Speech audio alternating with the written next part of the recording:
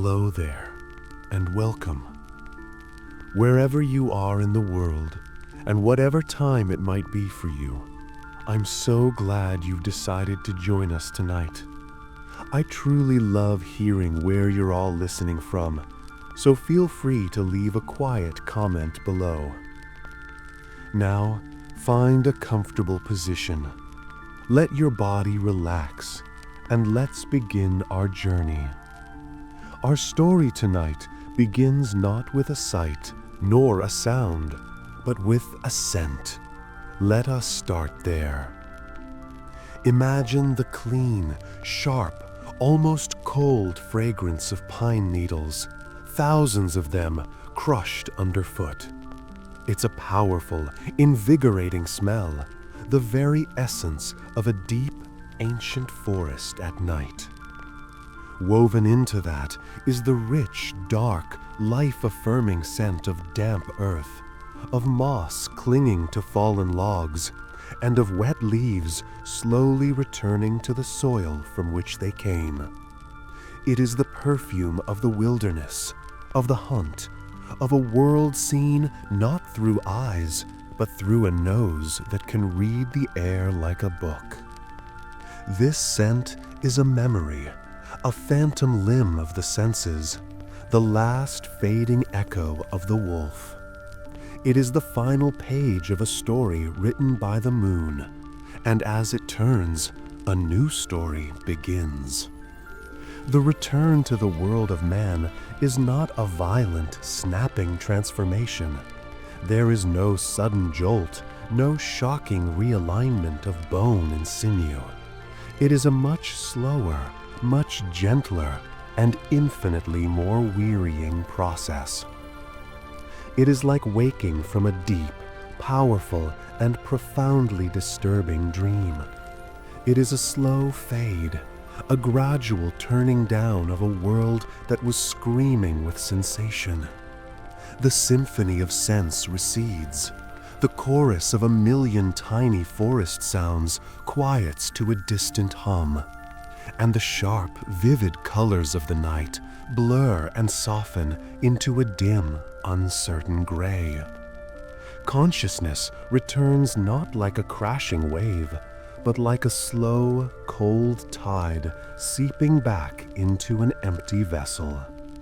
It trickles in, filling the spaces left behind by the beast, bringing with it not clarity, but a profound and heavy fog. The first human thought is not a word. It is not a name, not a question of where am I or what happened. The first thought is a feeling, a sensation so deep and so absolute that it requires no language. It is exhaustion. It is a bone-deep, soul-crushing weariness that settles into every muscle, every joint, every single fiber of his being. This is not the simple tiredness that follows a long day of physical labor. This is a cellular-level fatigue, the aftermath of a body that has been pushed far beyond its intended limits, of a spirit that has wrestled with a force of nature and has, once again, merely survived. Each full moon, he lends his body to the beast, and each morning after, the beast returns it, used and spent, with the quiet, indifferent cruelty of a bad tenant leaving a trashed apartment. He lies there for a long time, suspended in that gray space between the memory of the wolf and the reality of the man. His body is a map of unfamiliar aches.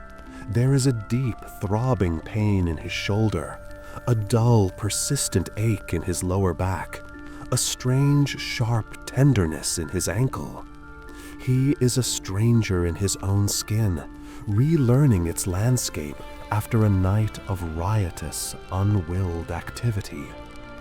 The clean scent of pine has now completely faded, replaced by the more mundane smells of his small, enclosed world. The faint, comforting aroma of old wood smoke from the cold hearth, the dry, dusty scent of the woolen blanket beneath him, and the faint, coppery tang of his own stale sweat. He is back. The man has returned. And with that return comes the first coherent human thought, a silent word that hangs in the quiet air of the small room, a silent acknowledgement of the price of his survival. Again, he has made it through another night. He has contained the storm within, and now the slow, meticulous, and wearying work of the day after must begin. The cycle repeats, as it always does, not with a bang, but with a quiet, resigned sigh, and the feeling of 1,000 tiny, aching muscles reminding him that he is, once more, only human. He does not open his eyes just yet. The world can wait a few moments longer. For now, he simply lies in the dim light, inhabiting his own sore, weary body, a sailor washed ashore after a long and violent storm, grateful to be on solid ground, but forever haunted by the memory of the wild, untamable sea he carries within him. This is his morning. There is no grand revelation, no moment of triumph. There is only the quiet, heavy, and deeply personal reality of having survived himself. The fog in his mind begins to clear, not because of a sudden burst of clarity, but because the sheer brute force of his exhaustion begins to recede just enough to allow for thought, for memory, for the long and familiar checklist of the morning's first and most important ritual. He must take inventory. He must see what damage has been done. He must read the story of the wolf's night, written in bruises and scratches on the canvas of his own skin. And so, with a groan that is part pain and part pure, unadulterated weariness, he prepares to finally open his eyes and face the day. With a slow, deliberate effort that seems to cost him all the energy he has, he opens his eyes. The world swims into focus, not with a sharp clarity, but through a hazy, tired filter. The first thing he sees is the ceiling of his small cabin, a familiar landscape of rough-hewn wooden beams, darkened with years of wood smoke. Faint gray light, the color of dishwater, filters through a single small window set high in the wall. The window pane is thick and grimy, distorting the world outside into a blurred, indistinct wash of greens and browns. This is his dawn, a muted, gentle light that has none of the sharp, interrogating quality of a true sunrise. It is a light that understands the need for a slow, quiet start. He lies there for another long moment, simply breathing, reacquainting himself with the simple, involuntary act of his own lungs filling and emptying. Then, with a quiet grunt, he begins the day's first and most important ritual. He pushes himself up into a sitting position on the edge of his simple cot, his bare feet finding the cold, splintery wooden floor. He sits there, his back hunched, his head bowed, a picture of profound and utter weariness. This is the moment for the morning inventory. It is a quiet, methodical, and deeply personal ceremony, a clinical self-assessment he performs every single morning after the full moon. It is as routine for him as checking the weather is for a farmer, or inspecting the nets is for a fisherman. He begins with his arms. He slowly, carefully runs his left hand over his right arm, from the shoulder down to the fingertips. His touch is not one of tenderness or self-pity. It is the detached, professional touch of a craftsman inspecting his materials. His fingers are his eyes, reading the surface of his skin like a blind man reading a well-worn map. He finds a long, shallow scratch on his forearm, just below the elbow. It is a clean, straight line, stinging slightly to the touch. He closes his eyes and tries to remember, to access the phantom memories of the wolf. Did it come from a sharp edge on a piece of furniture? A splinter from the wall?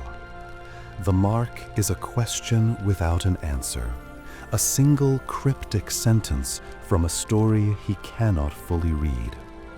He notes its location, its depth, and its character, and then he moves on. He continues his survey, moving to his legs, his torso, his back, as far as he can reach. His hands discover a constellation of new minor injuries. There is a deep purplish bruise on his left shoulder blade, a blossoming ache that speaks of a hard, forceful impact with the stone of the hearth. There is a small, ragged cut on his knee, likely from scrambling on the rough floorboards. There are tender spots on his ribs, the ghost of some great internal strain. Each new discovery is met with the same quiet, stoic acceptance. There is no surprise, no anger, no drama. These small wounds are simply the cost of doing business, the inevitable byproducts of containing a force of nature within a small, confined space. They are the receipts from the previous night's transaction with the moon. His body is a living document, a parchment upon which the wolf writes a new, chaotic chapter each month. He is the archivist of his own pain, and his job each morning is to read and record these new entries. The dull ache in his joints is a familiar old friend. It is a deep, resonant pain that settles into his hips, his knees, and his shoulders, a reminder of the unnatural contortions his body has endured. It is the feeling of a human frame that has been temporarily reshaped into something wilder, something stronger, something not quite right. It is a pain that will linger for days, a physical echo of the transformation, a subtle limp in his walk, and a stiffness in his movements that will slowly fade as the moon wanes. This inventory is not just a physical one. It is also a mental and emotional assessment. He takes stock of his own mind, searching for any lingering traces of the wolf's consciousness. Are there any flashes of primal rage? Any sudden, inexplicable urges? He probes the corners of his psyche, looking for the beast's muddy footprints. Most mornings, like this one, there is nothing but the exhaustion, a great, gray, empty space where the wolf's wild energy once raged. The beast has retreated, leaving behind only the quiet, aching stillness of the man. After the self-assessment is complete, his gaze drifts around the small one-room cabin. This is the second part of the inventory, assessing the damage to his cage. He scans the room with a practiced, critical eye. He checks the heavy wooden shutters on the window. Are there any new splinter marks? Any signs of a desperate attempt to break through? He looks at the heavy iron-banded door. Are the hinges still secure? Is the massive wooden bar still intact? He inspects the floorboards, looking for new, deep gouges from the wolf's claws, evidence of the night's frustrated pacing. And finally, his eyes come to rest on the heavy iron chain, coiled like a sleeping metal serpent in the corner of the room. He inspects it from a distance, looking for any signs of stress, any links that appear weakened or strained.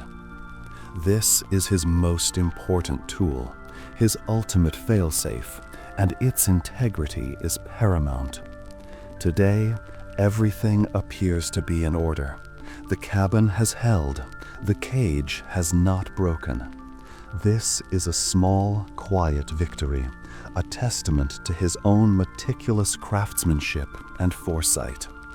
The wolf had its rage, but the man had his preparations, and for one more night, the man's preparations have won. This entire ritual, from the first touch on his skin to the final inspection of the chain, is performed in complete silence. It is a deeply personal and solitary act. He is both the patient and the physician, the prisoner and the warden, the archaeologist and the ruin he is excavating. Each new scar is not a mark of shame, but a data point. Each bruise is a lesson learned. Perhaps he needs to reinforce that section of the wall. Perhaps he needs to move that particular crate to a different corner.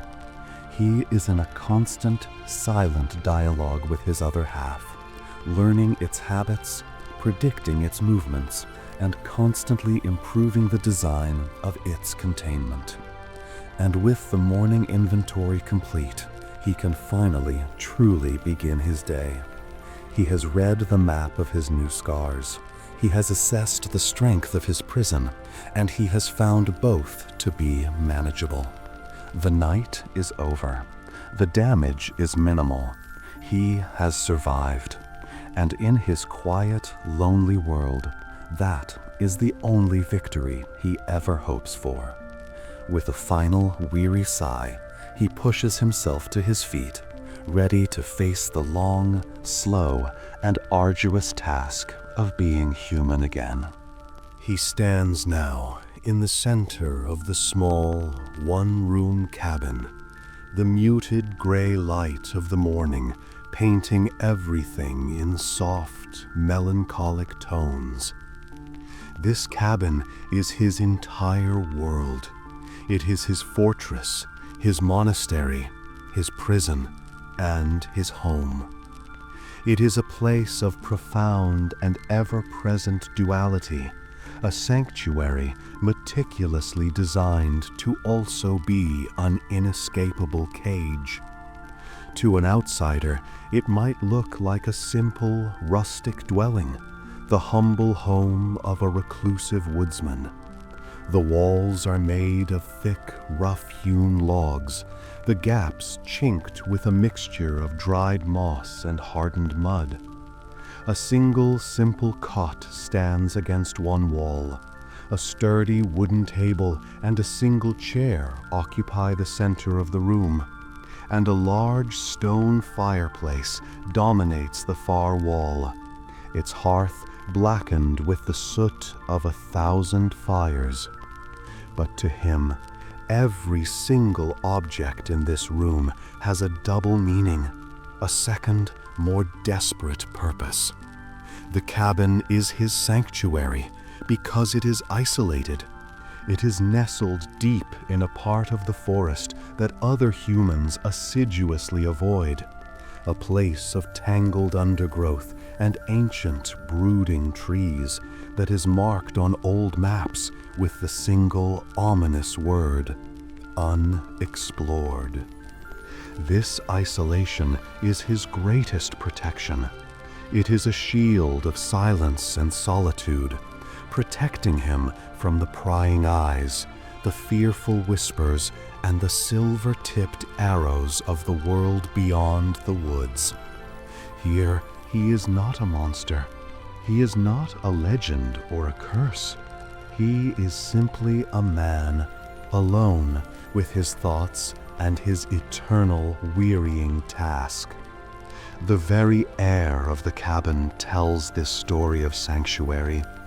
It is thick with a complex and comforting blend of smells.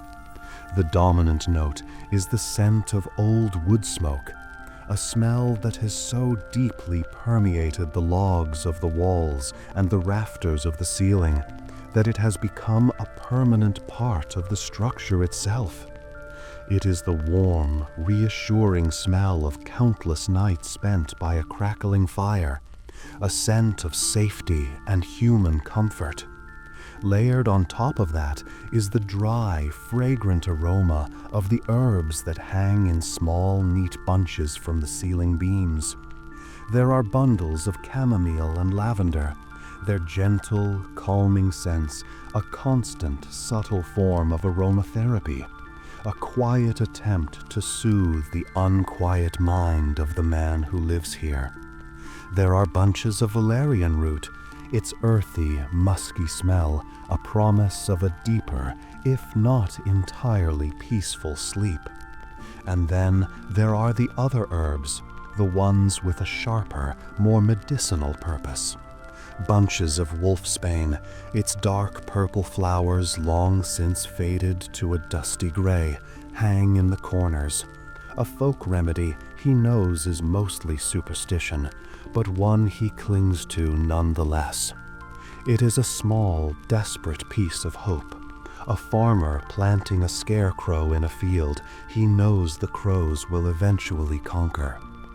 But beneath these comforting, organic smells, there is another, colder, more unsettling scent that lingers in the air. It is a faint, sharp, metallic tang, the cold, clean scent of iron. It emanates from the corner of the room where the heavy chain lies coiled like a dormant serpent. It is the scent of his prison, a constant, subtle reminder of the cabin's other, darker purpose. For this sanctuary is also a meticulously maintained cage, and every feature has been designed with containment in mind. The single door is a marvel of paranoid engineering. It is not a simple plank door. It is made of 2 thick layers of solid oak, cross-braced with heavy iron bands that are bolted, not nailed, into the wood. The hinges are not small, delicate things, but massive, hand-forged straps of iron, their bolts running all the way through the doorframe and deep into the log wall itself. And there is no lock on the outside. Instead, a massive wooden bar as thick as his arm rests in 2 heavy iron brackets on the inside. At night, this bar is dropped into place, a final, definitive seal against the beast within. The single window is similarly fortified. It is small, barely large enough for a man to squeeze through, and it is covered by a heavy wooden shutter, built with the same double-layered, iron-banded construction as the door. At night, this shutter is closed and barred from the inside, plunging the room into absolute, impenetrable darkness. It is a necessary precaution, for he knows that the wolf is drawn to the sight of the full moon, its silvery light a maddening, irresistible call to the wildness in his blood. The very floorboards beneath his feet are part of the cage. They are made of thick, heavy planks of oak nailed down with long iron spikes. But he knows their secret. He knows that beneath the floorboards there is a second layer of logs, a hidden subfloor designed to resist any desperate, clawed attempt to dig a way out. Even the stone fireplace, the heart of the cabin's warmth and comfort, serves a dual purpose. Embedded deep within the stone of the hearth is a massive iron ring. It is the anchor point for the chain, a symbol of the fusion of his sanctuary and his prison. The hearth, the place of warmth and human tradition, is inextricably linked to the cold, hard reality of his curse. He runs a hand over the rough surface of the wooden table. He built it himself, just as he built the cabin. He is a skilled carpenter, a patient and meticulous craftsman. But his skills are not used to create things of beauty. They are used to create things of strength, things that will hold, things that will not break under the assault of a desperate, caged animal. Every nail he has hammered, every joint he has fitted, has been a prayer for his own safety, a small act of defiance against the chaos that lives inside him. This cabin is the physical manifestation of his life. It is a lonely, isolated refuge filled with the small comforts of a solitary existence. But it is also a place of constant vigilance, a fortress built not to keep enemies out, but to keep a single intimate enemy in. It is a life lived on a knife's edge, a delicate balance between a peaceful sanctuary and a brutal cage. And as he stands in the quiet, gray morning, surrounded by the smell of herbs and iron, he is acutely aware of this duality. He is both the hermit and the prisoner, the protector and the protected, the man who built the walls and the beast that endlessly tests their strength. This small, one-room cabin is his entire kingdom, and he is its sole, lonely, and eternally vigilant ruler. The first chore of the day is a simple one, a mundane task that has been performed by countless souls since the dawn of time: fetching water. He takes 2 large, sturdy wooden buckets from their place by the door, their handles worn smooth and dark from the grip of his hand. He unbars the heavy, iron-banded door, the sound of the thick wooden beam lifting from its brackets echoing loudly in the small, quiet cabin. He pushes the massive door open, and for the first time steps out into the morning. The air that greets him is cool and crisp, a welcome change from the stale, confined atmosphere of the cabin. But for him, the experience is something far more profound. The world rushes in, not as a single sensation, but as a tidal wave of information, a symphony of sensory data that would overwhelm an ordinary man. His senses, still buzzing with the faint, lingering echo of the wolf's power, are turned up to a level that is both a gift and a curse. His hearing is the most obvious. A normal person would hear the gentle, rustling quiet of the forest. He hears a universe of sound. He can hear the frantic, scratching footsteps of a squirrel scrambling up the trunk of a pine tree 50 yards away. He can hear the gentle, papery rustle of a dead leaf as it detaches from a branch and begins its slow, spiraling descent to the forest floor. And he can hear the water.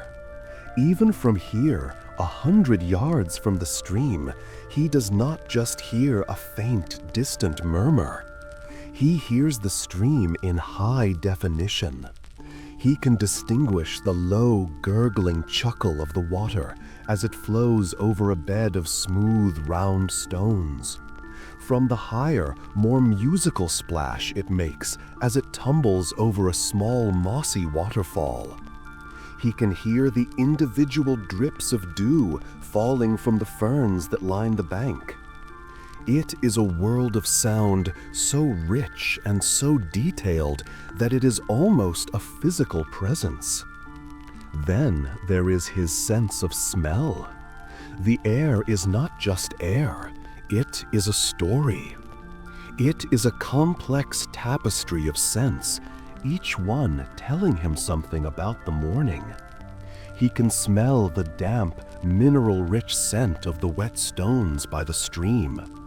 He can smell the sharp, clean, resinous perfume of the pine trees, a scent far more vibrant and alive than the ghost of it he woke up with. And he can smell the passage of life. He can detect the faint, musky scent of a herd of deer that passed through this clearing an hour ago, their trail still lingering in the air like a ghostly footprint. He can smell the sharp, foxy odor of a predator that trotted along the ridge behind his cabin in the dead of night, its presence a faint, lingering note of wildness. The air is a newspaper, and he reads its headlines with every breath. He begins to walk towards the stream, his empty buckets swinging gently at his sides. His movement is another subtle sign of the lingering wildness. He does not walk with the heavy, plodding gait of a man weary from a long night. He moves with a quiet, deliberate, and almost unnerving grace. His feet seem to make no sound on the soft, pine needle-covered ground. He places each foot with a hunter's precision, his body's center of gravity low and perfectly balanced. He is not just walking through the forest, he is a part of it, flowing through the trees with a liquid ease that is not entirely human. He reaches the bank of the stream and kneels down, the cool, damp moss pressing against his knees. The water is crystal clear, so cold that it makes his fingers ache as he dips the buckets in, one after the other. The sound of the buckets filling is deafening to his sensitive ears, a roaring cascade that momentarily drowns out all the other subtle sounds of the forest. He fills the buckets to the brim, then stands, the weight of the water a solid, grounding presence in his hands. The journey back to the cabin is a slow, careful one, his movements constrained by the need to not spill a single precious drop. This simple, mundane task, fetching water, is for him a constant and powerful reminder of his dual nature. He performs the most human of chores, but he experiences it through the senses of a predator. He is a part of two different worlds, and he belongs fully to neither. He lives in the liminal space between the man and the beast, a lonely inhabitant of the borderlands. The world is more vivid to him, more alive, more detailed than it is for anyone else. He sees more, hears more, smells more. But this heightened perception comes at a terrible price. It is a constant, nagging reminder of the wildness that he must fight to contain every single day. It is the voice of the wolf, whispering to him in the language of sound and scent, a seductive call back to a simpler, more primal existence. As he reaches his cabin and places the heavy buckets of water just inside the door, he pauses for a moment.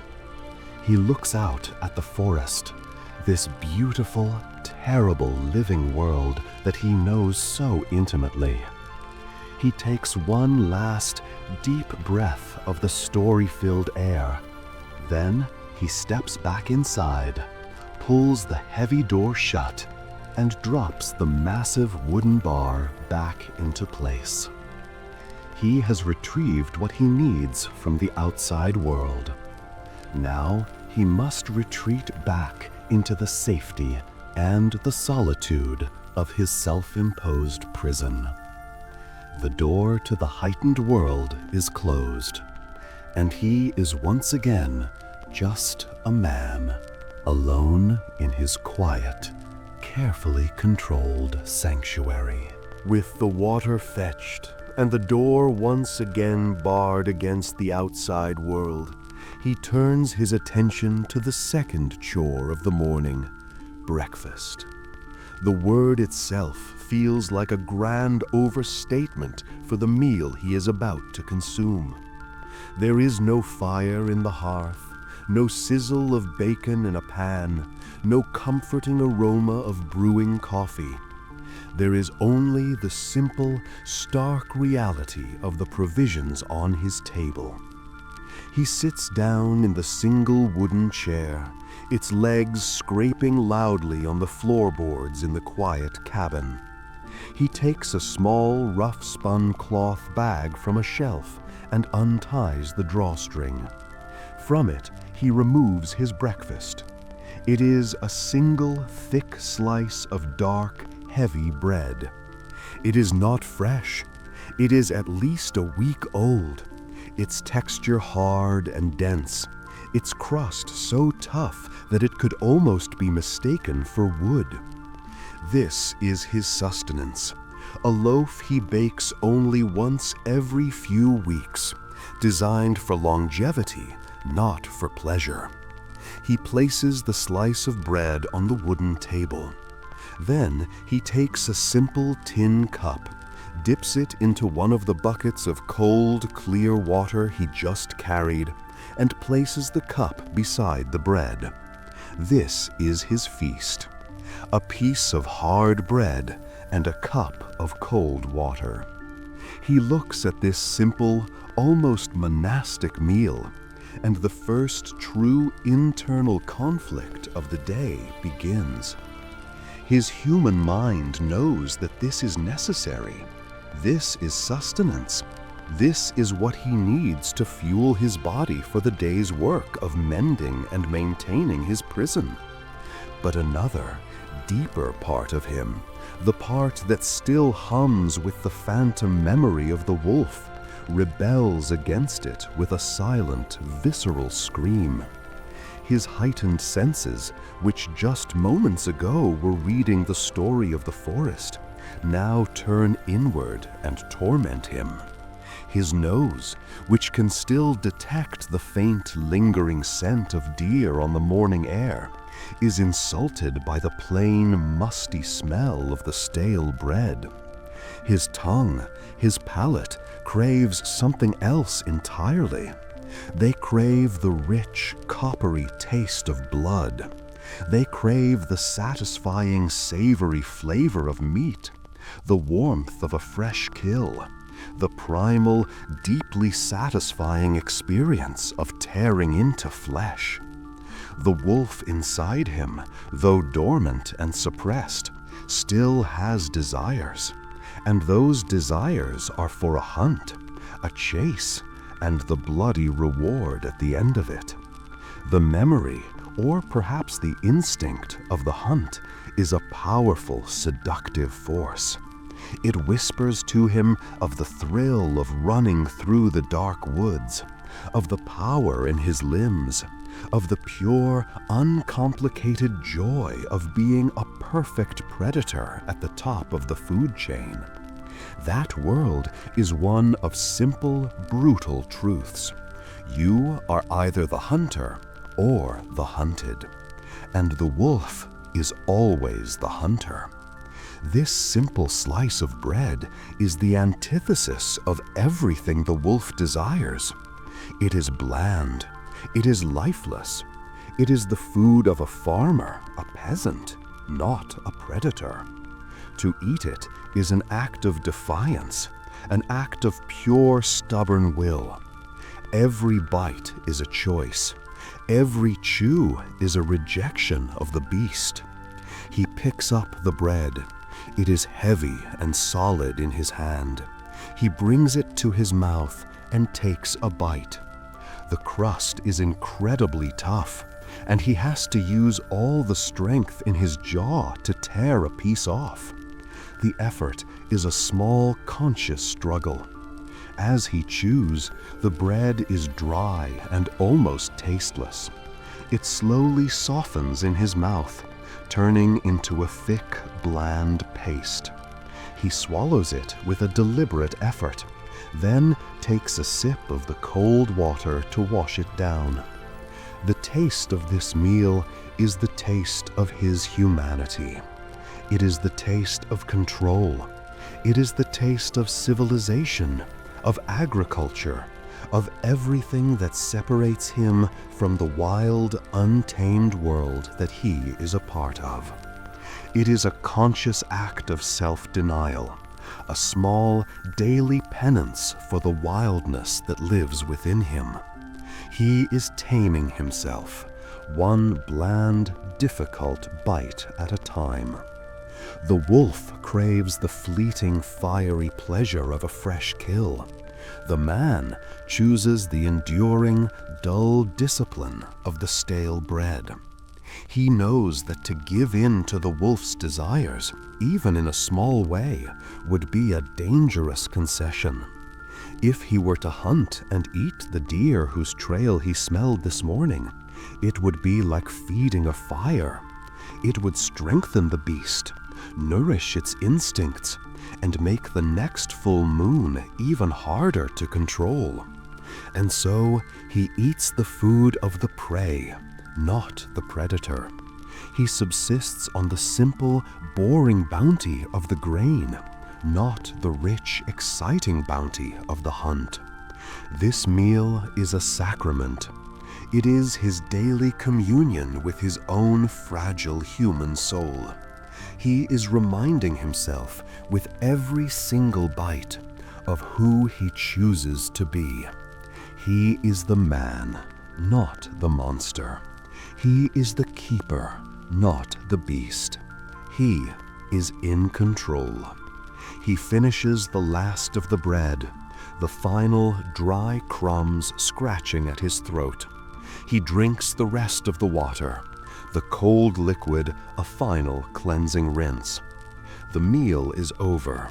His stomach is full, but his senses are unsatisfied. The internal conflict subsides, the wolf's cravings retreating once more into the quiet corners of his mind, defeated for now. He has won this small, silent battle. He has asserted his will, reaffirmed his humanity, and started his day not with a surrender to his primal urges, but with a quiet, determined act of control. And as he stands up from the table, ready to face the physical labors of the day, he carries with him not the satisfaction of a good meal, but the grim, quiet pride of a man who has once again successfully starved his own inner demon. His simple breakfast finished, he rises from the table and walks towards the corner of the cabin where the great iron chain lies coiled. This is where the day's first true labor begins. He does not go out into the forest to hunt or to chop wood, not yet. His most important work, the work that underpins his entire existence, is here, within these four walls. He kneels down beside the chain, the cold of the iron seeping through the rough fabric of his trousers. With a practiced eye, he inspects each link. Last night, in the throes of the transformation, the wolf's desperate, furious struggles put an immense strain on its bonds. He is looking for any sign of weakness, any hint of stress or mental fatigue. He runs his fingers over the cool, rough surface of the iron, feeling for any new bends, any hairline fractures, any links that have been stretched or warped by the beast's unnatural strength. He finds one. It is a subtle imperfection, a slight, almost imperceptible elongation in one of the links near the middle of the chain. To an ordinary person, it would look perfectly fine, but he knows better. He knows that this tiny weakness, if left untended, could become a catastrophic failure during the next full moon. A chain is only as strong as its weakest link, and his life, as well as the lives of any who might foolishly wander into this forest, depends on the absolute, unquestionable strength of this one. With a set of heavy, crude tools he has fashioned himself, he carefully works the weakened link free from its neighbors. He then carries this single heavy piece of iron over to the far corner of the cabin where his small hand-cranked forge is set up next to the main stone hearth. This forge is his own creation, a simple but effective device made from scavenged parts, a testament to his patient ingenuity. It consists of a small clay crucible to hold the coals and a set of bellows fashioned from the cured leather of a cave bear, all driven by a hand crank. It is a humble setup, but it is enough for the work he needs to do. The process that follows is not just a repair, it is a ritual. It is a form of meditation, a slow, methodical, and deeply focusing task that requires all of his concentration. First, he prepares the fire. He carefully arranges a bed of charcoal in the crucible, adding a few pieces of dry wood to get it started. He begins to turn the hand crank, and the leather bellows breathe a steady, rhythmic stream of air onto the coals. A low, soft whoosh fills the cabin with each turn of the crank. The coals begin to glow, slowly at first, then with increasing intensity, transforming from a dull, angry red to a bright, almost white heart of fire. When the fire is at its peak temperature, he takes the weakened iron link with a long pair of heavy tongs and places it deep within the glowing heart of the coals. Now he must wait. He continues to turn the crank, his movements steady and even, feeding the fire, keeping it at the perfect searing temperature. He watches the iron as it begins to absorb the intense heat. The dark, gray metal begins to glow, mirroring the color of the coals around it. It slowly transforms, becoming soft, malleable, and alive with heat. When the link is glowing a bright, incandescent orange, he knows it is ready. With a swift, sure movement, he removes the glowing link from the fire with his tongs and places it on the small, flat anvil that sits beside the forge. Now the true work begins. He picks up his hammer, a heavy, well-balanced tool with a head of solid iron and a smooth, worn handle that fits perfectly in his palm. And he begins to strike. The sound that fills the cabin is not a wild, chaotic banging. It is a steady, rhythmic, almost musical tapping. Tap, tap, tap. Each strike is precise, deliberate, and controlled. He is not just beating the metal into submission. He is coaxing it, reshaping it, encouraging it to return to its original, stronger form. He turns the glowing link over and over on the anvil, his hammer falling in a steady, hypnotic rhythm, correcting the slight elongation, thickening the stressed points, reinforcing its integrity.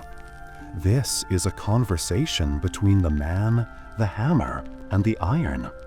The hammer is his voice, the anvil is his listening ear, and the glowing iron is the subject of their intense, focused discussion. There is no room for a wandering mind here. There is no space for fear or regret. There is only the feel of the hammer in his hand, the sight of the glowing metal, and the rhythmic sound of his work. All his focus, all his will, all his humanity is poured into this single, repetitive, creative act. He is mending his cage. He is reinforcing his own prison.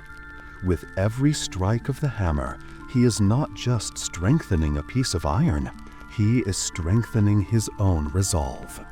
He is physically manifesting his control over the beast. The wolf can strain and pull, but the man can forge and mend. It is an endless, cyclical battle, and this is his chosen weapon: patience, skill, and the transformative power of fire and iron. When he is satisfied that the link has been restored to its proper shape and strength, he takes it with the tongs and plunges it into one of the buckets of cold water. The result is a sudden, violent, explosive hiss, a great cloud of steam that fills the air with the sharp, clean smell of hot metal being quenched. The glowing orange of the iron vanishes instantly, replaced by a dark, almost black finish, tempered and hardened by the shock of the cold. The ritual is complete. He leaves the link in the water to cool completely. Then he will reattach it to the chain, his prison once again made whole, its integrity ensured for another month. He stands there, his body covered in a thin sheen of sweat from the heat of the fire, his arm aching from the rhythmic work of the hammer. But his mind is clear. It is calm. The focus required for the task has burned away the morning's fog of exhaustion, replacing it with a quiet, centered sense of purpose. He has taken a thing that was weakened by the beast, and with his own human hands and human skill, he has made it strong again. It is a small victory, but in his world, it is the only kind that matters. With the chain mended and his sanctuary once again secure, he feels the familiar, quiet pull of the world outside his door. He unbars the heavy oak plank and steps out into the forest. But this is not a walk for leisure, nor a hunt for sustenance. This is an act of reconnaissance, a quiet daily patrol of his self-imposed territory. He is not a hunter, not anymore. He is a warden, and this small, isolated patch of wilderness is his sprawling, open-air prison yard. He moves through the trees with the same silent, fluid grace as he did when fetching the water, his senses fully alert, his mind engaged in the subtle art of reading the forest floor. To an ordinary person, the ground is a chaotic jumble of fallen leaves, tangled roots, and damp earth. To him, it is a book, a detailed chronicle of the last 12 hours, and he reads its pages with the practiced eye of an expert. He sees a line of deep, cloven hoofprints, their edges still sharp and clear, pressed into a patch of soft mud near the stream. A deer, a large one by the size of the tracks, passed this way not long after dawn. A normal hunter, a man driven by the need for food, would see this as an opportunity. His heart would quicken. He would analyze the direction of the tracks, gauge the freshness of the trail, and begin the quiet, patient stalk of his prey. But he feels none of that. Instead, a wave of profound, melancholic detachment washes over him. He looks at the tracks with a kind of sad, academic interest. He notes the deer's size, its unhurried gait, and he is glad that it is healthy, that it is thriving. But he feels no desire to pursue it. To hunt it would be to indulge the wolf, to feed the very beast he works so tirelessly to starve. He is a hunter who cannot hunt, a predator who has taken a vow of pacifism against the very world he was designed to dominate. It is the core paradox of his existence. He possesses all the skills, all the instincts, all the heightened senses of a perfect hunter, but he is forbidden by his own will from ever using them. It is like being a gifted musician who has sworn never to touch an instrument again. He continues his silent patrol, his eyes sweeping the ground, reading the stories written there. He sees a small, shallow depression in a bed of fallen leaves, the faint imprint of a furry body still visible. A rabbit slept here last night, its brief, nervous slumber leaving a ghostly record of its presence. He sees the delicate, almost invisible tracks of a field mouse, a tiny, hurried line stitching its way from the base of an oak tree to a patch of wild berries. He sees the messy, scattered dirt and uprooted moss that signifies where a wild boar has been digging for roots, its powerful snout leaving a trail of chaotic foraging. He sees it all with a clarity that is both a blessing and a torment. He is intimately connected to this world. He knows its rhythms, its secrets, its inhabitants. He is a part of its life, but he is also fundamentally separate from it. He is a ghost in his own forest, a silent observer who can watch the play but never take the stage. His patrol has a purpose beyond mere observation. He is ensuring his isolation. He is looking for any signs of intrusion, any tracks that are not those of the forest's natural inhabitants. He is searching for the heavy, booted footprints of a human, the one track that would send a jolt of cold, sharp fear through him. His solitude is his shield, and he guards it fiercely.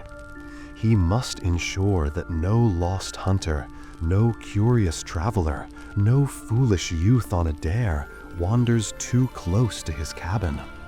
His cage is designed to keep the wolf in, but his isolation is designed to keep the world out, protecting it from what he might become, and protecting himself from what the world would do to him if his secret were ever discovered.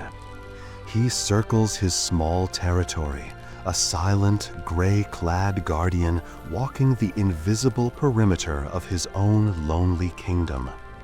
The life of the forest teems around him. A woodpecker drums a steady, rhythmic beat against a dead tree. A squirrel chatters angrily at him from a high branch, scolding him for his intrusion. He sees it all, he hears it all, but he does not interact.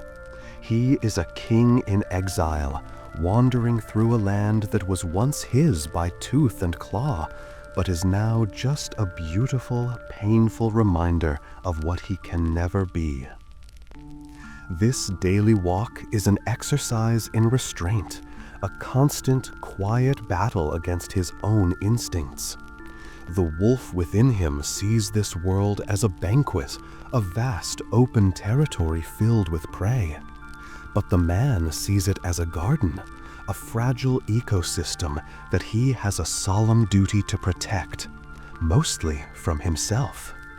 He is the shepherd of a flock he can never join. As he completes his circle and turns back towards the quiet safety of his cabin, he feels the familiar weight of his own loneliness settle upon him. He is surrounded by life, yet he is utterly alone. He is the most powerful and dangerous creature in this forest, yet he chooses to be its most gentle and unobtrusive resident. He is the hunter who cannot hunt, a solitary figure walking a tightrope between two worlds, belonging to neither, his only purpose to ensure that the two never ever meet. Upon returning to the small clearing that holds his cabin, he does not immediately retreat inside. Instead, he turns his attention to another essential feature of his solitary landscape, the woodpile. It is a large, neatly stacked wall of firewood, a testament to months of steady, patient labor. Beside it sits a large, rough-hewn chopping block, its surface scarred and dented from countless impacts. This is the arena for his next ritual, an exercise in exhaustion that is both a practical chore and a vital form of therapy.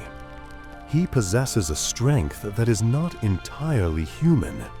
It is a quiet, deep-seated power that resides in his muscles, a lingering gift or curse from the wolf. It is a strength that hums beneath his skin, a restless energy that, if left untended, can curdle into anxiety and agitation. He has learned that this surplus of power must be given an outlet, a safe and productive channel through which it can be released.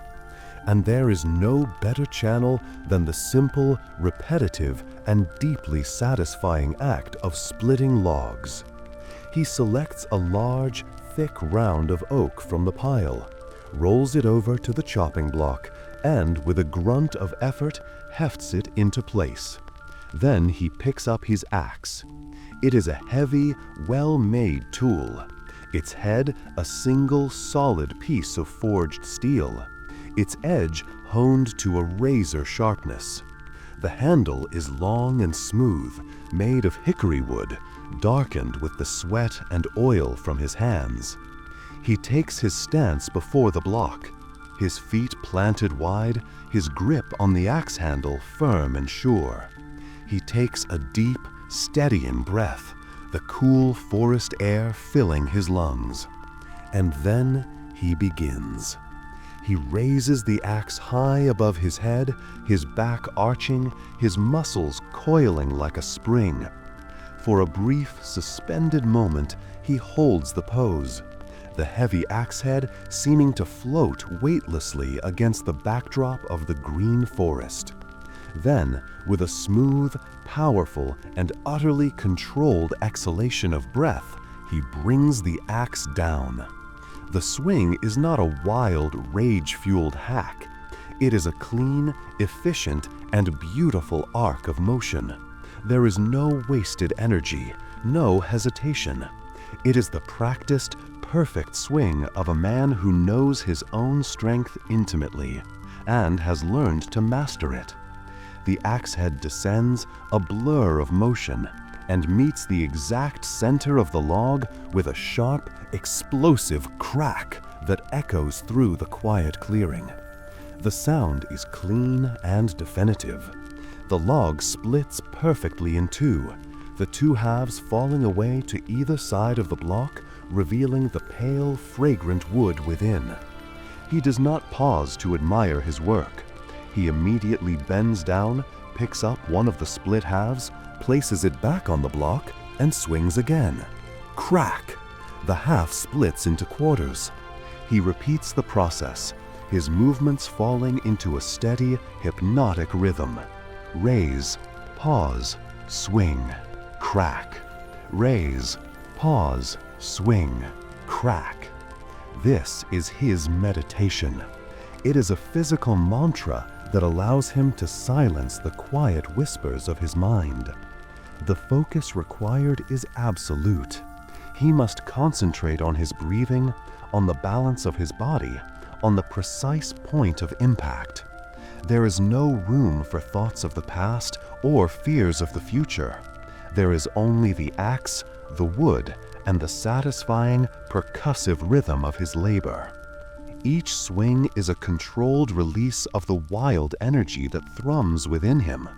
He is taking the restless, predatory strength of the wolf and channeling it into a productive, human task.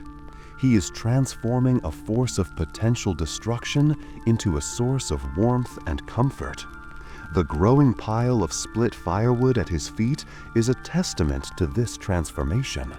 It is a physical representation of his victory over his own nature, a pile of tamed and ordered power. He works for hours, the rhythmic crack of the axe a steady heartbeat in the quiet forest. He moves through the pile of logs with a relentless, tireless efficiency. Sweat beads on his forehead and runs down his back, soaking his simple tunic. His muscles begin to burn with a clean, honest ache, a feeling he welcomes. This is the goal. He is intentionally driving his body to the point of exhaustion. He is spending his physical currency, deliberately draining his reserves of strength. He knows that a tired body is a calmer body. A weary man is less likely to harbor a restless beast. He is trying to leave the wolf with nothing to draw upon when the moon rises again. The more energy he expends now in the light of day through this controlled and productive labor, the less there will be for the wolf to use in its frustrated, caged rage in the dark of night. As the sun reaches its zenith, casting dappled light through the canopy above, he finally stops. He sinks the blade of the axe into the chopping block, its handle quivering slightly from the force of the final blow. He stands there, breathing heavily, his body humming with the pleasant, heavy feeling of a great physical exertion. He is tired. Not the deep, soul-crushing exhaustion that followed the transformation, but a clean, satisfying weariness, the well-earned fatigue of a hard day's work. The pile of unsplit logs is significantly smaller, and the new pile of split firewood is a small mountain. He has created enough fuel to keep his hearth burning for weeks. He has asserted his control, channeled his wild strength, and, most importantly, he has made himself tired. He picks up an armful of the freshly split wood, its sharp, clean scent filling his nostrils, and carries it into the cabin. As he stacks it neatly by the fireplace, he feels a quiet sense of accomplishment. He has not just chopped wood. He has engaged in a form of active, physical prayer, a ritual of exhaustion designed to bring him one step closer to a peaceful night. After the strenuous, rhythmic labor of chopping wood, he retreats into the cool, dim interior of his cabin. The midday has arrived, and with it comes a profound and heavy stillness that settles over the forest. The frantic activity of the morning, the bird song, the rustling of small animals, his own percussive work with the axe has died down, replaced by a deep, meditative quiet. This is the part of the day he both cherishes and fears. It is a time of pure, unadulterated solitude, an ocean of silence in which he is the sole lonely island. He sits in the single wooden chair at his small table, his hands resting on its rough, worn surface. He does not read. He does not whittle or engage in any craft. He simply sits. He listens. The silence that fills the cabin is not an absence of sound. It is a presence in itself, a thick, palpable entity. But within this great silence, there are small, delicate sounds, a minimalist symphony that he has come to know intimately. There is the gentle, almost imperceptible whisper of the wind as it moves through the high branches of the pine trees outside. It is not a strong wind, but a slow, lazy breath that makes the leaves shiver and dance. He can hear the soft, dry rustle of the herbs hanging from his rafters as they are stirred by the faint drafts that find their way through the chinks in the log walls. He can hear the low, persistent, almost drowsy buzz of a single fat fly that has found its way into the cabin and is now lazily bumping against the grimy window pane. its small, frantic quest for freedom a tiny drama playing out in the quiet afternoon. And from far away, so distant that a normal person would not hear it at all, there is the faint, lonely call of a hawk, a single, piercing cry that hangs in the still air for a moment before dissolving back into the silence. These are the only sounds. They are the punctuation marks in the long, rambling, empty sentence of his afternoon. He has come to know each of them as a friend. They are the voices of his solitude, the only conversation he will have all day. He watches the light. The sun is high in the sky now, and its rays filter down through the dense canopy of the forest, creating a shifting, dappled pattern of light and shadow on the cabin floor. It is a slow, silent, and mesmerizing dance. A bright patch of sunlight will appear, illuminating the dust motes that hang suspended and unmoving in the still air, making them glitter for a moment like a galaxy of tiny, forgotten stars. Then, as a cloud passes over the sun, or the wind shifts the leaves of the trees, the patch of light will dim, or move, or disappear altogether, replaced by a cool, deep shadow. He watches this slow, silent spectacle for hours. It is his clock, his calendar, his entertainment. The slow, creeping movement of the patches of light across the floor is the only thing that marks the passage of time. He sees the light as a living thing, a gentle, golden visitor that comes to spend a few hours with him each day before retreating and leaving him once more to the twilight and the darkness. In this profound stillness, his own loneliness becomes a physical presence. It is not a sharp, painful feeling of longing. It is a dull, chronic ache, a familiar companion that sits with him at his table. He has lived with it for so long that he has almost forgotten what it feels like to not be alone. The memories of a life before this one, a life with other people, with conversation, with laughter, with touch, are like faded photographs, so distant and so old that they seem to belong to someone else entirely. He thinks of the simple, profound pleasure of sharing a meal with another person, of the easy comfort of a shared silence, of the sound of another human voice speaking his name. These thoughts are dangerous.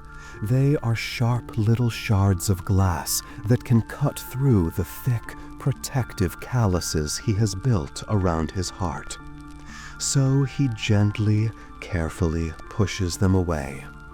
He returns his focus to the present moment, to the whisper of the wind, to the buzz of the fly, to the slow, silent dance of the light on the floor.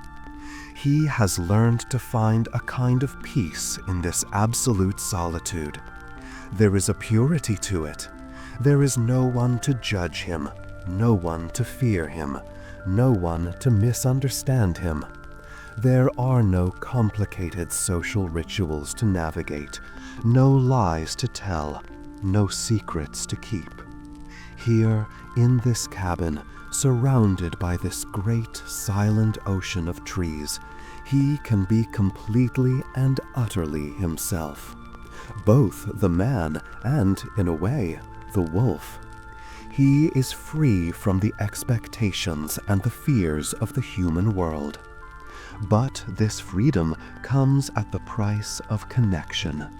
He is a king of a kingdom of one, a ruler with no subjects, a speaker with no audience.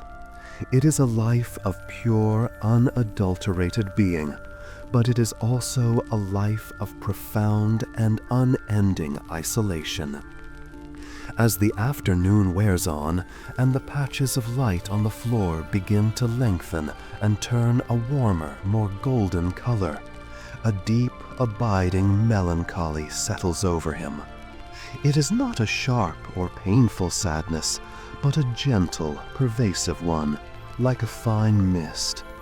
It is the quiet sorrow of a man who is at peace with his own loneliness, but who has not forgotten the ghost of what he has lost.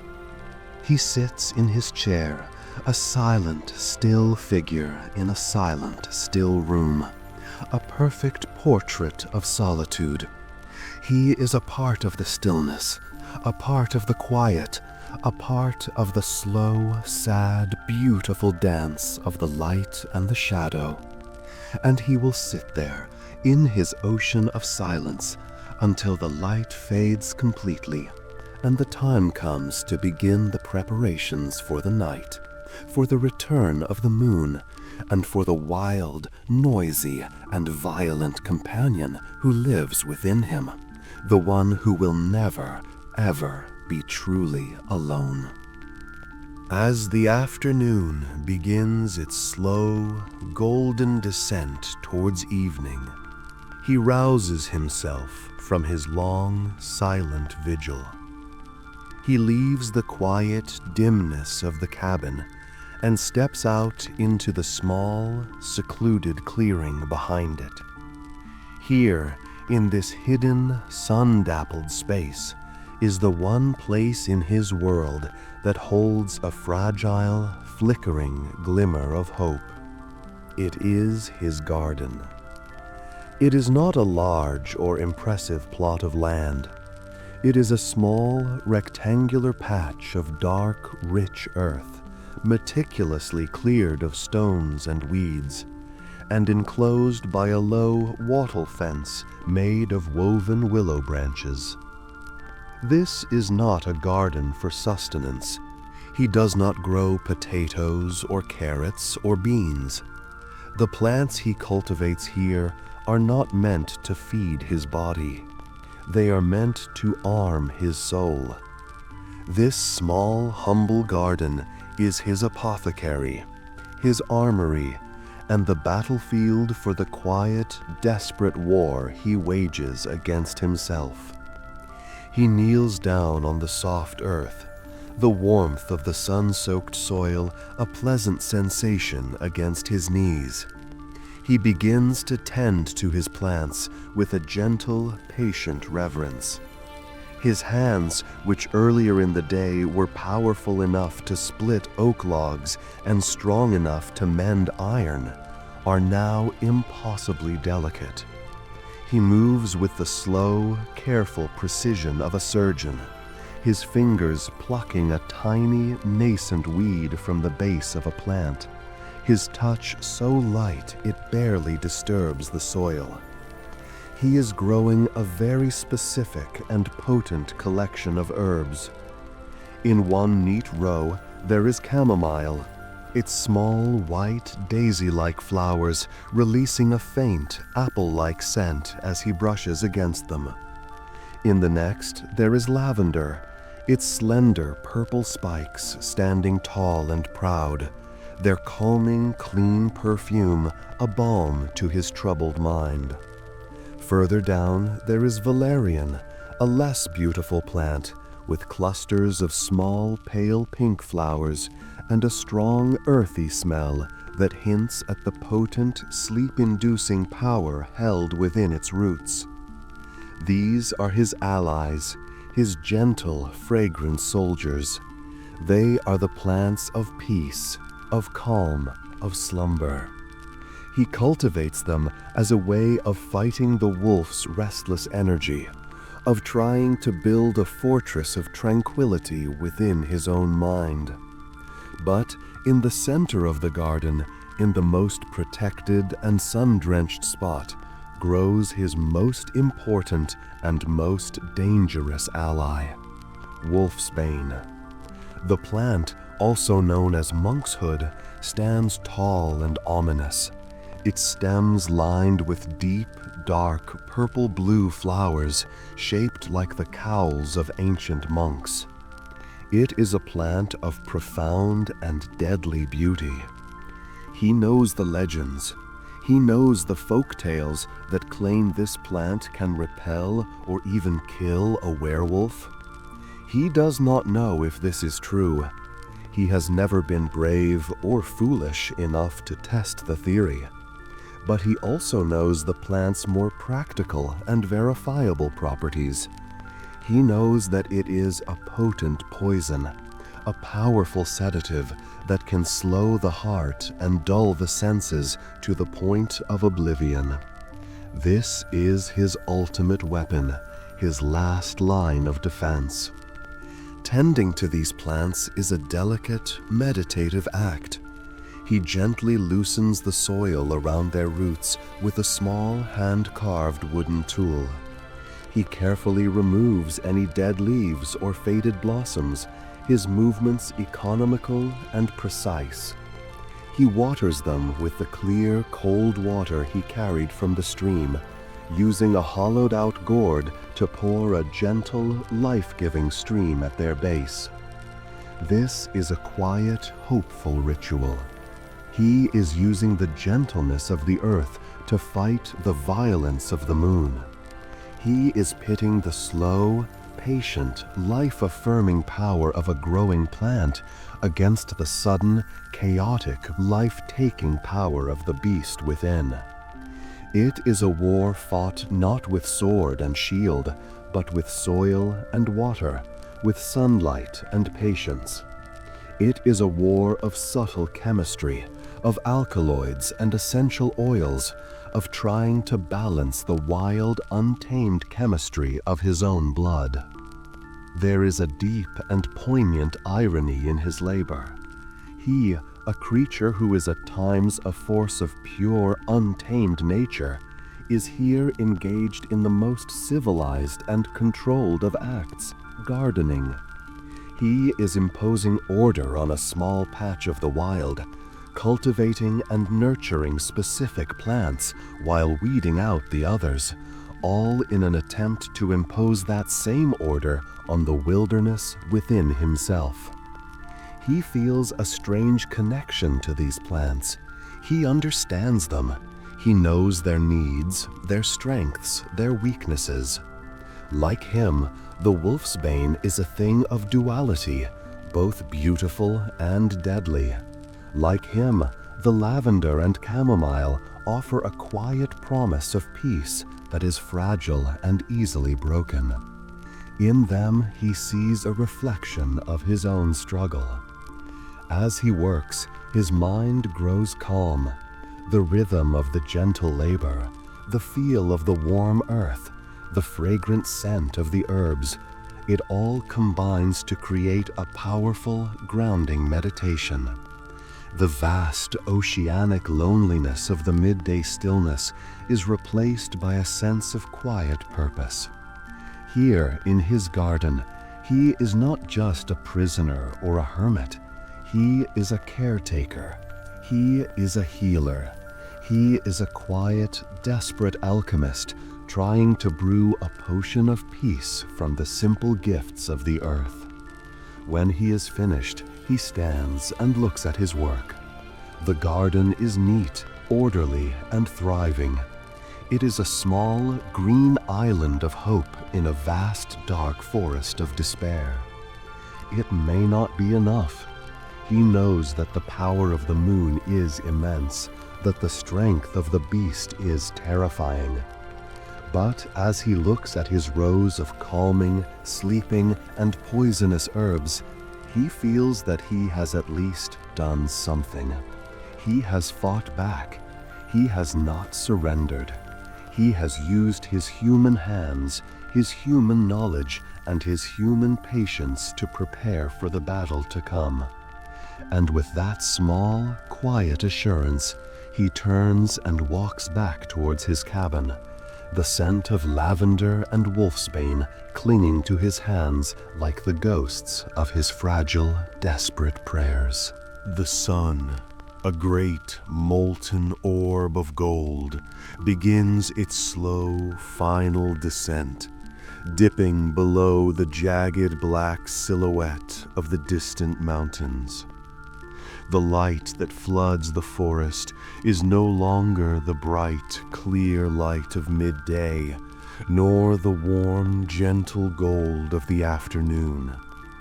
It is now a dramatic, almost theatrical light, a low, horizontal glare that paints the undersides of the leaves in fiery shades of orange and red. The shadows of the trees stretch out, long and distorted, like grasping fingers reaching across the forest floor. For most of creation, this is a time of beauty and peace, the golden hour, a final glorious exhalation before the coming of the night. For him, it is the beginning of the end. The atmosphere inside his small cabin begins to change, to grow heavy with a new and palpable tension. He feels it first not as a physical sensation, but as a deep, instinctual unease. The beautiful golden light filtering through his grimy window pane no longer seems comforting. It now feels accusatory, almost menacing, a final mocking reminder of the world of light he is about to lose. He finds himself pacing the small floor of his cabin, a restless energy beginning to build within him. The calm, centered focus he found in his garden and at his forge begins to unravel at the edges. The ocean of silence from the midday is gone, replaced by a low, internal hum of anxiety. He knows what is coming. He can feel it in the air, in the light, and most importantly, deep within the marrow of his own bones. The moon, though still unseen, is beginning to assert its dominion. It is beginning its silent, inexorable pull, and he is the tide that must answer its call. Then the first physical sign appears. It is small, almost unnoticeable, but to him it is as loud and as clear as a thunderclap. He is standing by his table, his hand resting on its surface, and he notices a faint, uncontrollable tremor in his fingers. His hand is shaking, not from cold or from fear, but from a deep internal vibration, a seismic disturbance at the very core of his being. He lifts his hand and holds it in front of his face, watching as his own fingers betray him with their tiny, rhythmic dance. He clenches his hand into a tight fist, trying to still the tremor by sheer force of will, but it is useless. The shaking continues, a small, persistent tremor that is a harbinger of the great, violent quake to come. This is the first crack in the dam, the first sign that the careful, meticulous control he has cultivated all day is beginning to fail. With the tremor comes the return of the heightened senses, but this time they are not a passive source of information. They are aggressive, invasive, and sharp with a new predatory edge. His hearing, which had settled into a more human range during the day, now snaps back to its full supernatural acuity. The gentle whisper of the wind outside is no longer a soothing sound. It is a complex tapestry of information about pressure and temperature that his mind begins to dissect against his will. He can hear the frantic, panicked heartbeat of a rabbit hiding in a thicket 100 yards away, and the sound grates on his nerves, awakening a deep predatory instinct he has been trying so hard to suppress. His pupils, if one were to look closely, have begun to dilate, widening to drink in the last of the fading light, preparing themselves for the superior vision of the night. The world begins to sharpen at the edges, to become more vivid, more intense, more alive. This is not the gentle meditative awareness of the morning. This is the sharp, focused awareness of a predator whose hunting ground is about to be revealed. He feels a subtle shift in his own body. A new, restless energy begins to flow through his veins, a wild, untamed power that makes the simple act of standing still feel like an impossible task. The clean, honest fatigue from his long day of labor is being burned away, consumed by this new, more potent fuel. It is the moon's energy, a raw, primal power that is beginning to saturate his very cells, rewriting his human chemistry with its own ancient, violent code. He walks over to the heavy, barred door and presses his forehead against the cool wood. He can feel the deep, resonant vibrations of the world outside, not just hear them. He can feel the faint tremor of a distant animal's footfalls, the subtle shift of the earth as it cools in the evening air. He is becoming a part of the wild again, whether he wants to or not. The internal conflict is no longer a quiet, philosophical debate. It is a rising tide of instinct, a powerful, primal urge that is beginning to wash over the carefully constructed walls of his human consciousness. The man is still in control, but he can feel the beast stirring in its deep, dark cage, awakened by the familiar, irresistible call of the coming night. It is a terrifying and deeply lonely feeling. He is a ship's captain, standing on the deck of his vessel, feeling the first gentle swell of the monstrous wave that he knows will soon rise up and consume him entirely. All he can do now is prepare his ship for the storm. He must perform the final rituals, secure the hatches, and chain himself to the mast before the full fury of the tempest is unleashed.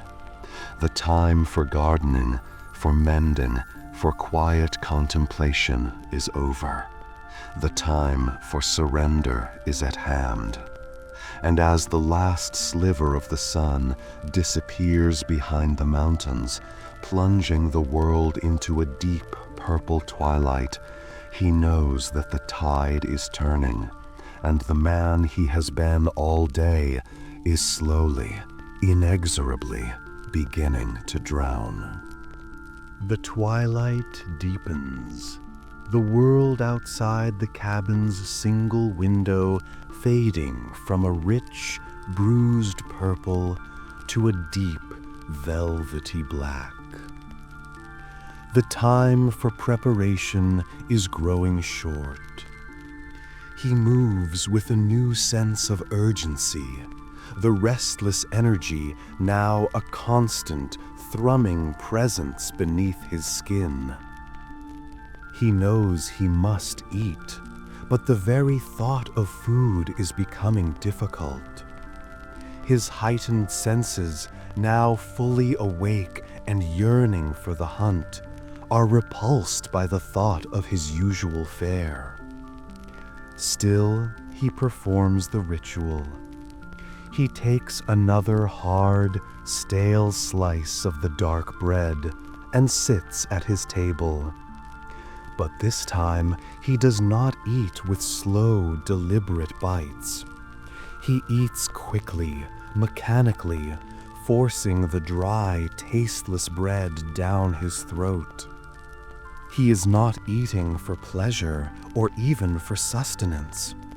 He is eating to put something, anything, in his stomach. A small, dense anchor of human food to weigh against the rising tide of primal hunger. He knows that his appetite will soon vanish completely, replaced by a different, more terrifying kind of craving. This is his last meal as a man, and he consumes it without ceremony, his jaw working methodically, his eyes fixed on the darkening window pane. With the bread finished, he moves to the final and most crucial part of his evening ritual. He must take his medicine. He goes to the bunches of dried herbs hanging from the rafters, and with a steady hand, he selects his ingredients. He takes a generous handful of the dried valerian root, its earthy, almost foul smell filling the small cabin. He adds a smaller portion of the fragrant lavender and chamomile, a small concession to palatability. A spoonful of sugar to help the poison go down. And then, with a deep, resigned breath, he takes a few of the dried, dark flowers of the wolfsbane. He crushes the mixture of herbs in a heavy stone mortar and pestle, grinding them into a coarse, dark powder. The act is rhythmic and forceful, a final, percussive expression of his will. He then puts the powder into a small iron pot, pours in some of the cold water from the buckets, and places it on a hook over the embers that still glow faintly in the hearth. As the water begins to heat, a thick, pungent, and deeply unpleasant aroma fills the cabin. It is a bitter, medicinal smell, the scent of his desperate, homegrown alchemy. He watches the pot, his face illuminated by the faint, pulsing glow of the embers. He is not just brewing a tea, he is brewing a shield. He is preparing a chemical defense against the onslaught that is to come. This is not a cure. He is under no illusion that this bitter concoction will free him from his curse. Its purpose is far more modest and far more desperate. The tea is a powerful sedative, a cocktail of soporific and poisonous herbs designed to do one thing: to dull the edges of the transformation. It is meant to cloud the beast's mind, to confuse its instincts, to make its rage sluggish and its movements clumsy. It is an attempt to throw a thick, heavy blanket over the fire of the wolf's soul, not to extinguish it, but simply to smother it, to keep it from burning too hot, too bright, too strong. He is trying to ensure that the creature that will soon inhabit his body is a groggy, confused, and slightly sedated beast, rather than a clear-headed, hyper-aware engine of pure rage. When the tea is brewed, a thick, dark, almost black liquid, he pours it into his tin cup. The steam that rises from it carries the potent, bitter scent, and his stomach clenches in protest. He sits at his table, the cup held in his trembling hands. He looks at the dark liquid, its surface reflecting the faint, dying light of the embers. He knows what he has to do, but it is the hardest part of his day. He must drink it. He raises the cup to his lips. The smell is overwhelming, an assault on his now hypersensitive nose. He takes a sip. The taste is indescribably vile. It is intensely bitter, a flavor so powerful that it seems to coat his entire mouth, his tongue, his throat, in a foul medicinal film. It is the taste of the earth, of roots, of poison. His every instinct, both human and wolf, screams at him to spit it out, to hurl the cup against the wall. But he does not. With a look of grim, steely determination on his face, he begins to drink. He takes long, deep swallows, forcing the bitter, lukewarm liquid down his throat. He does not stop. He does not pause for breath. He drinks it all in one long, unagonizing act of will. It is a form of self-inflicted violence, a necessary poison he must consume to protect the world from a greater one. His eyes water from the sheer awfulness of the taste. His body shudders with a wave of nausea. But he does not stop until the cup is empty. He sets the tin cup down on the table with a sharp, definitive click. It is done. The medicine has been taken. He can already feel its effects beginning to work. A heavy, leaden feeling begins to spread through his limbs. His thoughts become slow, syrupy, and difficult to grasp. The sharp, predatory edge of his senses begins to soften, to blur. The world is receding again, not into the gentle gray of exhaustion, but into a thick, artificial fog. This is his final act as a man, his last conscious choice before the change becomes inevitable. He has eaten his last meal. He has drunk his bitter medicine. He has done everything he can to prepare, to mitigate, to control. The rest is out of his hands.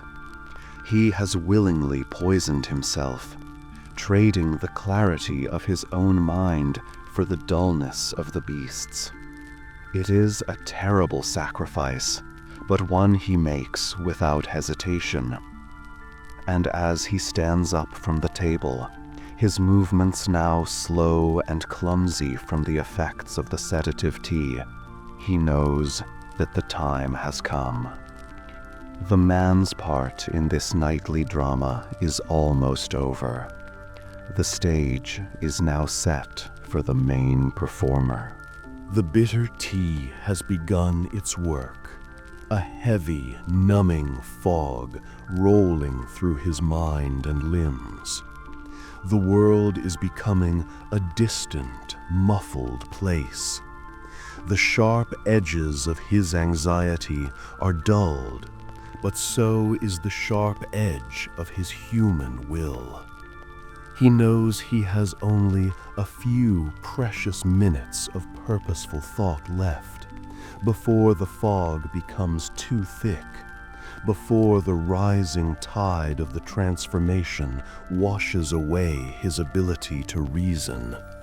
He must use these last moments of clarity to perform the final, most critical rituals of the night. He is his own jailer, and the time has come to lock down the prison. He moves with a slow, deliberate, almost drunken gait, his body already feeling heavy and unresponsive. He goes to the door first. It is the primary gateway to the outside world, the main point of contention between the man who wants to stay in and the beast that desperately wants to get out. With a great effort that sends a jolt of pain through his aching joints, he hefts the massive oak bar from its resting place on the floor. It is a solid, heavy beam of wood, rough and splintery to the touch. He lifts it into the two heavy U-shaped iron brackets that are bolted to the door and the frame. The bar settles into the brackets with a deep, solid, and immensely reassuring thump. The sound is a note of finality, the sound of a path being irrevocably closed. The door is now a solid wall of wood and iron, a formidable barrier that has been tested many times and has, so far, never failed. Next, he turns his attention to the single small window. Though it is high on the wall, it is a point of psychological vulnerability. The sight of the full moon, a perfect silvery disk in the black sky, is a powerful and dangerous catalyst for the beast. It is a siren's call that can drive the wolf into a frenzy of desperate clawing rage. He cannot allow it to be seen. He drags a small, sturdy stool over to the wall beneath the window, and with clumsy, uncertain movements, he climbs onto it. He reaches up and pulls the heavy wooden shutter closed. It moves on its groaning iron hinges with a sound of protest. He then fumbles for the small, thick wooden pin that serves as its lock, sliding it through two iron loops, one on the shutter and one on the window frame. The room is now plunged into an absolute, suffocating blackness. The last faint traces of moonlight are gone, banished from his small sanctuary. The darkness is a comfort. It is a shield. In this total absence of light, the beast will have one less thing to fixate on, one less trigger for its wild, violent longing for the hunt. He climbs down from the stool, his movements now even more sluggish and uncoordinated. The sedative tea is a heavy anchor, pulling him down, making every action a monumental effort. But there is one final check to be made, the most important one of all. He makes his way over to the great stone hearth, the very heart of his cabin. He kneels down on the cold flagstones, his hands searching in the dark for the source of his security. His fingers find it, the massive, cold iron ring that is embedded deep within the stonework of the hearth. This is the anchor. This is the one immovable point in his world to which he will tether himself. He pulls on it with all his remaining strength. He yanks and twists, testing its integrity, feeling for any sign of looseness in the surrounding mortar, any hint that the struggles of the previous night have weakened its foundation. He is testing the very bedrock of his own survival plan. The ring holds firm. It does not shift.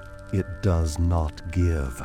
It is as solid and as immovable as the mountain itself.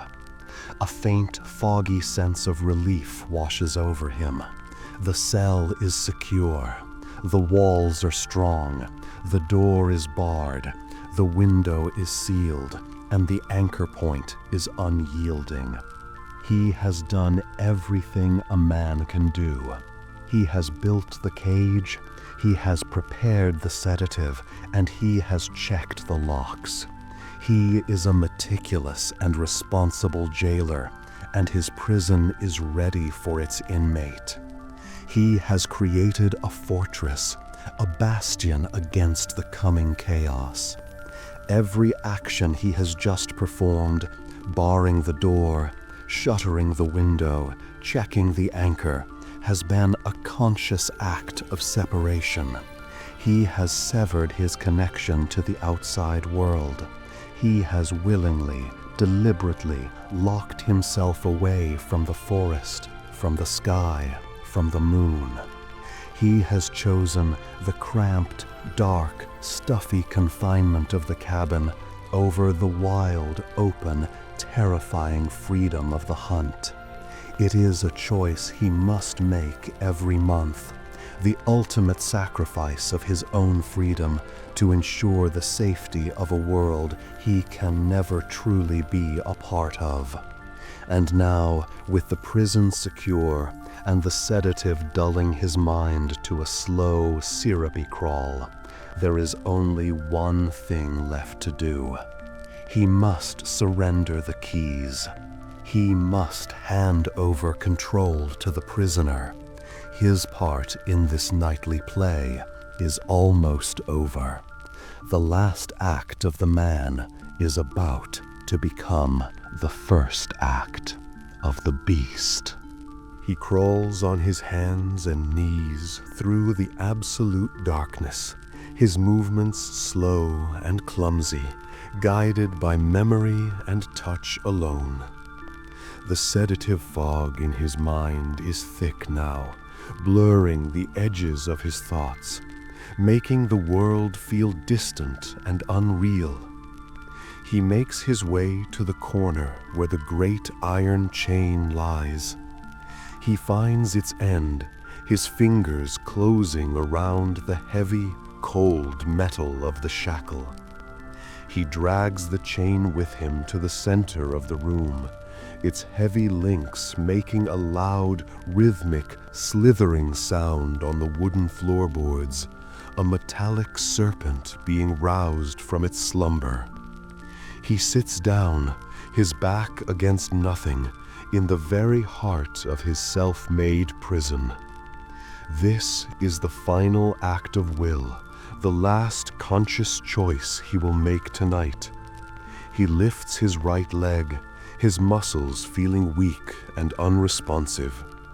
He takes the heavy U-shaped iron shackle and fits it around his ankle.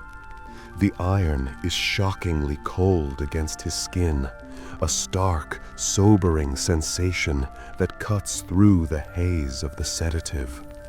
He then picks up the heavy iron pin, fumbling with it for a moment in the dark, his fingers thick and uncooperative. He finds the hole in the shackle, slides the pin through, and then takes the small, crude padlock he carries with him always. He works the key into the lock, turns it, and with a loud, definitive, echoing click, the shackle is locked. That small metallic sound is the loudest thing in the world. It is the sound of a door slamming shut, of a key turning in a lock, of a final, irrevocable surrender. It is the sound of the man giving up his freedom to contain the beast. He is now physically bound to the anchor in the hearth, a prisoner in his own home, tethered to the very heart of his sanctuary. He lets his leg fall to the floor, the heavy shackle landing with a dull thud. He lies back, his head resting on the rough, splintery floorboards. He feels the weight of the iron around his ankle. It is a heavy, solid, and unforgiving presence, but it is also strangely comforting. It is the weight of responsibility, the physical manifestation of the choice he has made. This cold, hard ring of iron is the ultimate symbol of his control, a final act of human reason in the face of inhuman chaos. It is his anchor, not just to the floor, but to himself, To the man he is determined to remain. He has done all he can. The cell is locked, the sedative is working, and he is chained. There is nothing left to do but wait. He closes his eyes, surrendering to the darkness, to the fog in his mind, and to the inevitable. And then it begins. The moon's call, silent and yet deafening, finds him even in this sealed, lightless room. The transformation is not a sudden, violent explosion. It is a slow, internal, and agonizing symphony of deconstruction and rebirth. It begins as a deep, resonant hum in his bones, a low, vibratory frequency that seems to shake him from the inside out. Then comes the ache. It is a profound, migratory pain that starts in his spine and spreads outwards, a slow, tectonic shifting of his very foundations. He can feel his skeleton changing, his bones beginning to lengthen, to thicken, to realign themselves into a new and terrible geometry. It is a feeling of being taken apart and put back together again, piece agonizingly piece. His skin begins to burn and itch, 1,000 tiny fires igniting all over his body as new, coarse fur begins to push its way through his pores.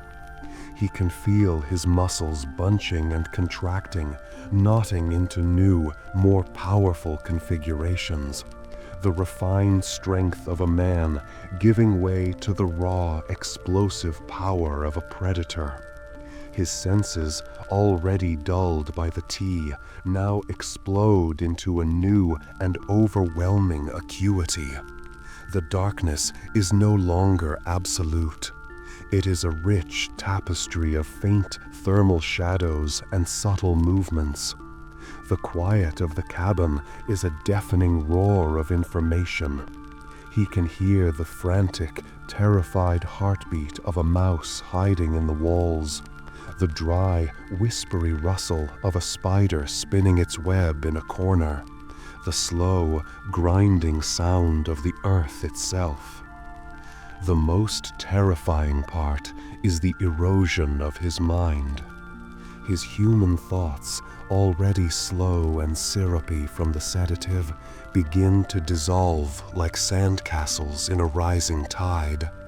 His name, his memories, his sense of self, they all begin to break apart, to become meaningless fragments in the face of a much older, much more powerful consciousness. In their place, a new set of thoughts, or rather, a new set of instincts rise up. They are simple, pure, and absolute. The first is hunger, a gnawing, all-consuming void that demands to be filled with the taste of hot blood and fresh meat. The second is territory, an overwhelming, possessive urge to patrol, to mark, to defend the boundaries of his domain. And the third, the most powerful of all, is the hunt, a profound, soul-deep longing for the chase, for the run, for the pure, exhilarating joy of being a perfect, deadly engine of pursuit. The man does not fight it. He cannot. He can only observe his own dissolution, a silent, terrified passenger in a body that is no longer his own. He is a single, flickering candle flame in the face of a great, roaring wind. And one by one, his thoughts, his fears, his hopes are snuffed out, until there is nothing left of the man at all. There is only the beast, awake and aware, and trapped in a small dark room, its mind a confusing fog of sedative and instinct, its body bound by a cold, unyielding ring of iron. The silent, painful symphony is over. The transformation is complete. The world is now a symphony of tantalizing agony. The beast is in control, a whirlwind of instinct and raw power. But it is a king without a kingdom, a hunter without a hunting ground. It is a prisoner. The thick, foggy haze of the sedative tea clouds its thoughts, making the world a confusing, frustrating place. The pure, sharp clarity of its predatory mind is blunted, leaving only a dull, throbbing rage and a profound sense of confinement. It rises to its full, powerful height, its new form a perfect engine of destruction. But it is tethered, anchored, bound. The night is a rich tapestry of smells, and each one is a form of torture. The maddeningly delicious scent of a fox, its sharp, musky odor so close, just on the other side of the wooden wall, is an almost unbearable torment. The beast can smell its fear, its curiosity, its every movement. The scent promises a chase, a brief, exhilarating burst of speed and power, a satisfying, life-ending snap of the jaws. But the wall, this stupid, unyielding wall, stands in the way. The frustration is a physical thing, a hot, fiery knot in its gut. The world of sound is just as cruel. The beast's ears, now perfectly tuned instruments of detection, can hear the frantic, terrified skitter, skitter, skitter of a mouse moving between the floorboards just inches beneath its paws. The sound is an invitation, a challenge, a promise of a small, warm, crunchy morsel. The beast claws at the thick oak planks, its powerful talons leaving deep, splintery gouges in the wood. But it cannot break through. The sound of its own claws scraping against the unyielding wood is a frustrating, grinding noise that only fuels its rage. And so it begins to pace. This is the only release it has, the only action it can take. It moves back and forth, a relentless, rhythmic, and utterly pointless patrol of its tiny 10-foot-long kingdom. The heavy iron chain, a cold, hateful weight on its ankle, dictates the boundaries of its world. It paces from the hearth, the source of the hateful chain, to the furthest point the chain will allow. Then it turns and paces back. The movement is a physical manifestation of its caged fury, a desperate attempt to burn off the wild, surging energy that has nowhere else to go. A low, guttural, continuous growl rumbles in its deep chest, the sound of a thunderstorm trapped in a jar. It is the sound of pure, impotent rage, the only voice the frustrated beast possesses. For hours, this is the only sound in the cabin.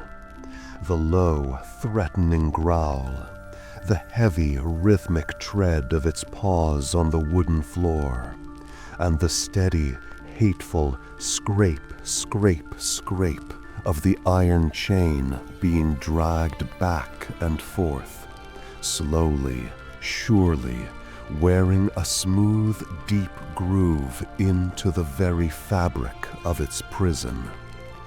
The night is an eternity of this frustrated pacing, a long, dark dream of the hunt that can never be realized. And then, just as the beast's rage reaches its peak, a new sensation begins. It is a slow, creeping weariness, a subtle ebbing of the moon's potent energy. The tide is turning. The process of reversal begins. It is not a gentle release, but a slow, agonizing retreat. The world of heightened sensation begins to fade, the tantalizing smells and sounds dissolving back into a dull, manageable background noise. The raw, primal power begins to drain from its limbs, leaving behind a deep, resonant ache. The sharp, clear instincts of hunger and territory begin to blur, to be replaced by a confusing, frightening fog. The beast is being unmade, its powerful form collapsing back into the weaker, more fragile shape of a man. The pain is immense, a mirror image of the earlier transformation. As bones shorten, muscles soften, and the very structure of its being is forcibly rewritten once more. The final terrifying sensation is the return of thought. A single human word, a name, pierces through the fog of instinct. And with that word comes a flood of memory, of shame, of fear, of a crushing, soul-deep weariness. The man is back. Consciousness returns not to a feeling of triumph, but to one of utter and complete depletion. The first sensation he registers is the cold, heavy, and strangely reassuring weight of the iron shackle around his ankle. It is still there. It has held. He is still in the cabin. The cage has not broken. He lies on the floor, his naked human body bruised, battered, and aching in 1,000 different places. He is covered in a film of cold sweat, his breath coming in ragged, shallow gasps. He is exhausted, more tired than he has ever been in his life. The cycle is complete. He did not conquer the beast. He did not defeat it. He simply endured it. He outlasted it. He has survived one more night, one more turn of the terrible lunar wheel. He knows what the morning will bring. The slow, painful inventory of new scars. The meticulous mending of the weakened chain. The quiet, lonely work of being human again. But for now, in the first faint gray light of the dawn, he does nothing. He simply lies there, feeling the solid floor beneath him and the cold iron around his ankle. A prisoner who has successfully weathered the storm within his own cell. The world outside is silent, save for the first tentative chirps of the morning birds. The night is over. He has survived. A single, ragged human breath escapes his lips, a sound of profound pain and even more profound relief. And it is the only sound in the quiet pre-dawn stillness of the cabin.